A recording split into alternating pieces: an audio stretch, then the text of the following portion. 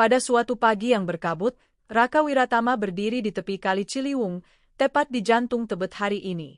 Deru kendaraan dan gedung tinggi mengelilinginya, namun pikirannya melayang jauh ke masa lalu, ke saat Tebet belum bernama Tebet, dan Jakarta Selatan masih berupa hamparan rawa gambut yang sunyi dan mematikan.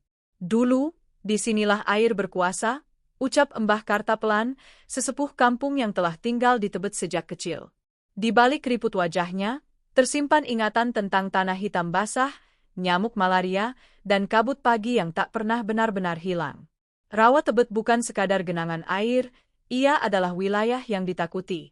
Pada abad ke-18 hingga awal abad ke-19, wilayah ini dikenal sebagai daerah rendah yang selalu tergenang. Air hujan tak pernah benar-benar surut. Tanah gambut menyerap air seperti spons raksasa, membuat siapapun yang salah melangkah bisa terperosok. Hanya segelintir orang Betawi yang berani tinggal di sini, itu pun hidup berpindah mengikuti musim. Siti Aminah, yang kala itu masih anak kecil, mengingat bagaimana ibunya menjemur padi di atas papan kayu agar tak hanyut. Kalau hujan datang, kami naik ke para-para, kenangnya. Rumah-rumah panggung sederhana berdiri rapuh, seakan siap hanyut kapan saja. Namun rawa ini bukan tanpa nilai. Airnya menyimpan kesuburan. Di sela bahaya, tumbuh kebun kecil, pisang, dan tanaman palawija. Tapi penyakit selalu mengintai. Malaria, disentri, dan demam rawa membuat banyak keluarga memilih meninggalkan wilayah ini. Segalanya mulai berubah ketika pemerintah kolonial Belanda mulai melirik Tebet sebagai bagian dari rencana besar penataan Batavia. Seorang insinyur bernama Tuan van der Velde datang membawa peta, tongkat ukur, dan ambisi. Baginya, rawa bukan kutukan, melainkan tantangan teknik. Belanda melihat Tebet sebagai daerah penyangga air, wilayah yang harus dikendalikan untuk melindungi pusat kota. Kanal kecil mulai digali, aliran air diatur perlahan. Namun bagi penduduk lokal, suara cangkul itu terdengar seperti pertanda, Tebet tak akan pernah sama lagi. Embah Karta masih ingat hari ketika sebagian rawa dikeringkan. Airnya turun, tapi kenangan kami ikut terkubur, katanya lirih. Rawa yang dulu sunyi mulai ramai oleh pekerja, alat ukur, dan patok-patok tanah. Raka menatap air Ciliwung yang mengalir tenang hari ini. Ia sadar, Tebet yang modern berdiri di atas tanah yang pernah hidup, dan hampir menelan siapa saja yang meremehkannya. Inilah awal kisah panjang Tebet, dari rawa yang ditakuti, menuju kawasan yang kelak diperebutkan. Dan semua perubahan besar itu baru saja dimulai. Jalan besar dan rel besi, awal perubahan Tebet. Perubahan Tebet tak datang tiba-tiba. Ia merayap perlahan, seperti air yang mencari celah baru setelah rawa mulai dikeringkan. Raka Wiratama menelusuri bekas jalur lama yang kini menjadi jalan raya, membayangkan bagaimana tanah ini pertama kali dibelah oleh ambisi kolonial. Pada awal abad ke-20, Batavia mulai kehabisan ruang. Kota lama di utara semakin sesak, penuh penyakit dan banjir. Pemerintah kolonial Belanda pun memandang ke selatan, ke wilayah yang dulu dihindari, termasuk Tebet. Di mata Tuan van der Velde, Tebet bukan lagi rawa berbahaya, melainkan tanah strategis. Air bisa dikendalikan. Tanah bisa dibentuk, begitu keyakinan van der Velde, sebagaimana diceritakan ulang oleh Embah Karta. Kanal-kanal diperlebar, saluran air diarahkan ke Kali Ciliwung. Untuk pertama kalinya, Tebet mengenal konsep drainase terencana. Bersamaan dengan itu, jalan-jalan tanah mulai dibuka. Awalnya sempit, hanya cukup untuk pedati dan kuda. Namun bagi penduduk lokal, jalan itu terasa seperti garis batas antara masa lalu dan masa depan. Siti Aminah, yang kini remaja, menyaksikan orang-orang asing lalu lalang membawa alat ukur, papan kayu, dan dokumen bertuliskan bahasa yang tak ia pahami. Tanah bapak diukur, ditancap patok, kenangnya. Sebagian warga diberi ganti rugi kecil, sebagian lagi dipaksa pindah. Tebet mulai berubah dari kampung rawa menjadi wilayah administrasi yang tercatat. Puncak perubahan datang ketika rel kereta api direncanakan melintasi wilayah ini. Jalur penghubung Batavia, Buitenzorg, Bogor, dianggap vital. Stasiun kecil dibangun, kelak dikenal sebagai Stasiun Tebet. Suara lokomotif pertama yang melintas membuat warga keluar rumah, takut sekaligus takjub. Rel besi itu membelah kebun dan tanah gambut, membawa lebih dari sekadar kereta. Ia membawa manusia baru, pegawai kolonial, mandor, pedagang, dan pekerja dari berbagai daerah. Tebet tak lagi sunyi. Malam yang dulu gelap kini diterangi lampu minyak. Namun kemajuan ini tak sepenuhnya membawa kebahagiaan. Embah Karta ingat bagaimana aliran air berubah. Beberapa bagian kampung justru lebih sering banjir karena kanal baru tak selalu ramah pada alam lama. Air itu punya ingatan, katanya. Kalau dipaksa, dia akan balik menuntut. Raka mencatat satu hal penting. Sejak saat itu, Tebet bukan lagi kampung terpencil. Ia menjadi penghubung.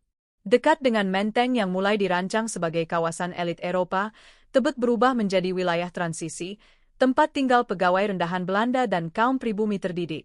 Disinilah identitas baru Tebet mulai terbentuk. Bukan lagi rawa, tapi juga belum sepenuhnya kota. Sebuah kawasan yang berdiri di antara air dan beton, antara tradisi dan modernitas. Rel kereta terus berbunyi hingga hari ini.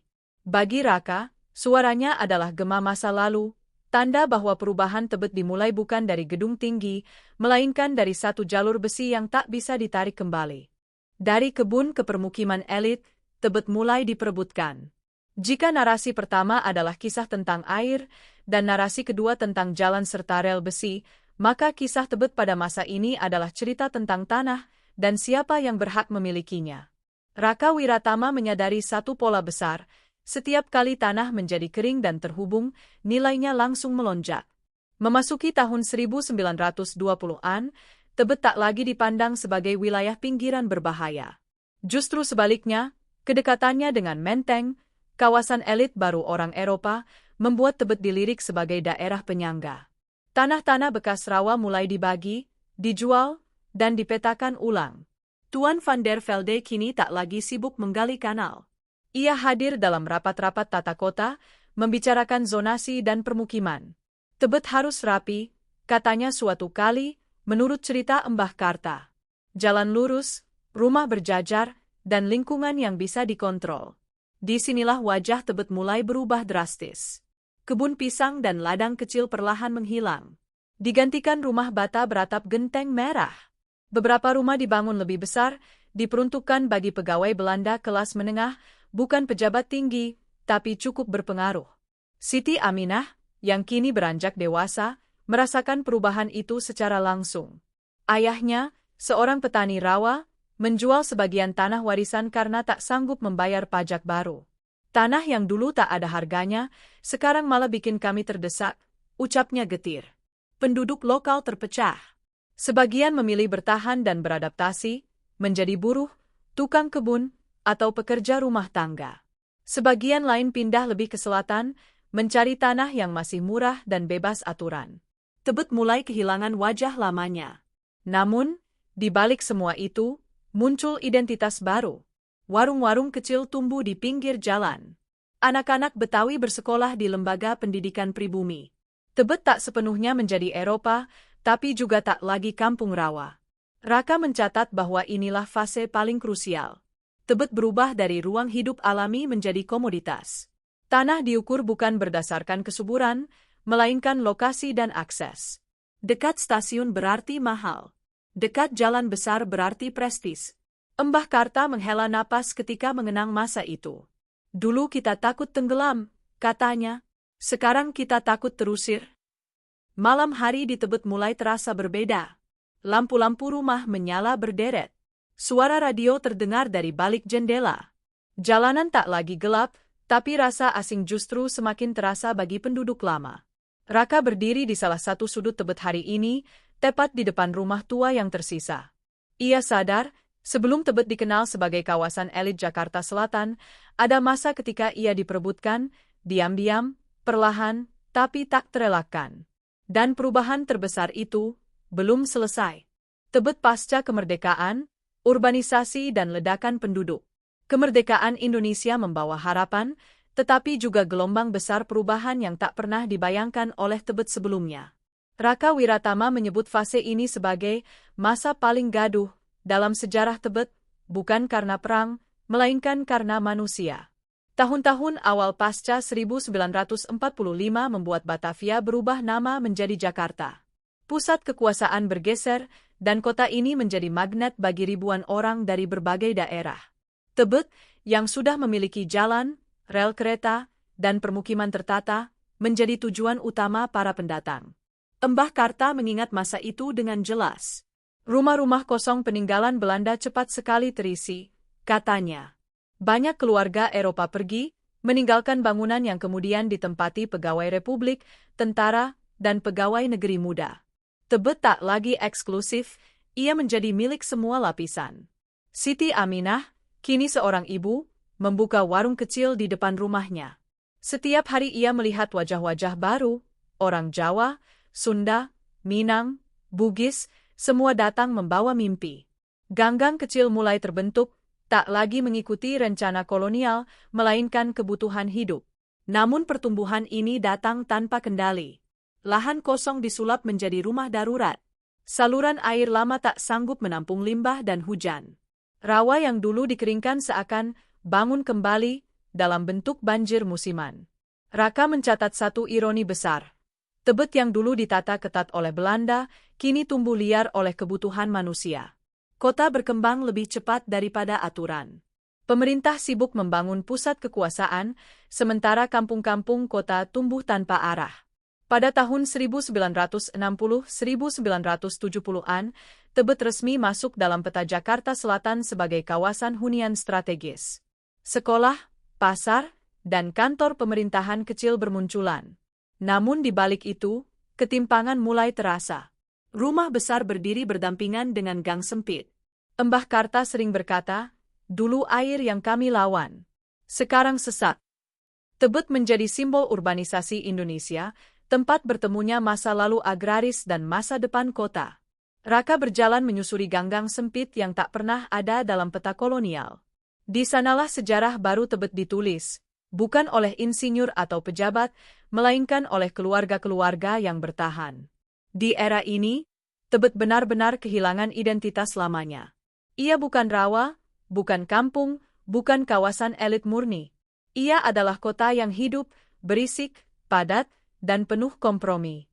Dan semua ini hanyalah jembatan menuju wajah Tebet hari ini. Tebet hari ini, jejak rawa di tengah gedung beton. Hari ini, Tebet dikenal sebagai salah satu kawasan paling hidup di Jakarta Selatan. Kafe berjajar, apartemen menjulang, dan jalanan tak pernah benar-benar tidur. Namun bagi Raka Wiratama, Tebet modern justru adalah ruang dialog antara masa lalu dan masa kini, tempat sejarah tak pernah benar-benar pergi. Ia berdiri di dekat rel kereta, mendengar suara yang sama seperti seabad lalu. Bedanya, kini lokomotif melaju di tengah kepadatan kota. Di kanan kiri, gedung bertingkat berdiri di atas tanah yang dahulu adalah rawa gambut.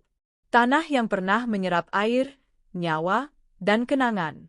Embah Karta kini telah menua. Duduk di teras rumah yang terjepit bangunan baru, ia tersenyum getir. Tebet jadi cantik, katanya, tapi kadang lupa diri. Ia menunjuk genangan air di ujung gang, sisa hujan semalam. Bagi Embah Karta, itu bukan sekadar banjir, melainkan pesan dari alam yang pernah disingkirkan. Siti Aminah, yang kini menjadi nenek, melihat Tebet dengan perasaan campur aduk. Warung kecilnya sudah lama tutup, tergantikan minimarket modern. Anak cucunya tumbuh di dunia yang sama sekali berbeda. Mereka tak tahu, katanya pelan, kalau dulu di sini orang bisa tenggelam. Raka mencatat satu pola yang tak terbantahkan. Meski teknologi dan pembangunan berkembang, Tebet masih menyimpan sifat aslinya. Banjir musiman, tanah yang terus turun, dan saluran air yang kewalahan adalah warisan dari rawa gambut yang tak pernah sepenuhnya hilang. Namun Tebet juga berhasil bertahan. Ia menjadi kawasan favorit karena lokasinya strategis, dekat pusat bisnis, dan memiliki karakter unik, perpaduan kampung kota dan gaya hidup modern. Disinilah elit baru Jakarta tumbuh, berdampingan dengan penduduk lama yang memilih bertahan. Raka menyusuri jalan kecil yang tak berubah sejak puluhan tahun lalu. Di satu sisi berdiri rumah tua dengan pagar rendah. Di sisi lain, kafe dengan lampu hangat dan musik pelan. Tebet hidup dari kontras-kontras itu. Dalam catatannya, Raka menulis satu kalimat penutup. Tebet bukan sekadar kawasan elit. Ia adalah tanah yang pernah ditolak, lalu diperebutkan, dan kini dihuni tanpa benar-benar dipahami. Malam turun di Tebet. Lampu kota menyala, menutupi gelap rawa yang dulu menguasai segalanya. Tapi di balik beton dan aspal, air tetap mengalir, menunggu untuk diingat kembali. Dan di sanalah sejarah Tebet terus bernapas, diam-diam, di bawah kaki jutaan manusia yang melintas setiap hari. Tebet hari ini mungkin dikenal sebagai kawasan elit, penuh gedung dan cahaya kota. Namun di bawah setiap langkah, masih tersimpan kisah rawa gambut, air yang menguasai, dan manusia yang berjuang bertahan. Sejarah Tebet mengajarkan kita satu hal, kota tidak pernah lahir begitu saja. Ia tumbuh dari alam, konflik, dan kompromi. Dan selama air masih mengalir di bawah beton, selama banjir masih datang mengingatkan, Tebet akan selalu membawa jejak masa lalunya, diam, tapi nyata.